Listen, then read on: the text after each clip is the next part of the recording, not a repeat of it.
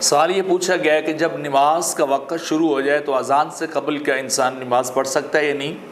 تو اس کا جواب یہ ہے کہ جیسے ہی نماز کا وقت شروع ہو اذان سے قبل انسان نماز پڑھ سکتا ہے. کسی مجبوری کی وجہ سے وہ جلدی پڑھنا چاہے تو گھر میں پڑھ سکتا ہے. یہی وجہ ہے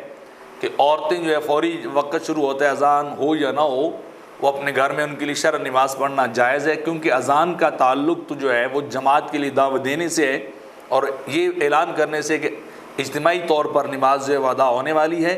آپ جو ہے مسجد کے اندر تشریف لے آئیں. تو چونکہ باجماعت نماز ادا کرنا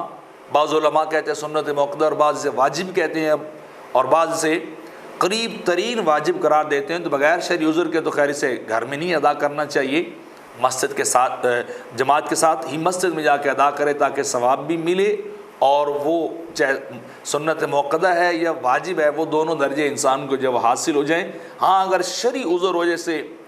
شدید بیماری ہے یا شدید بارش ہے یا کوئی سفر میں آپ جا رہے ہیں اور آپ جماعت کو نہیں پا سکتے تو ان عذروں کی بنیاد پر اگر جماعت کو چھوڑا جائے تو پھر اس کو گناہ بھی نہیں ہوگا، اس کو درجہ اور ثواب اتنا ہی جو ہے مل جائے گا. تو لہٰذا نماز وقت کے شروع ہوتے ہی اذان سے قبل ادا کی جا سکتی ہے.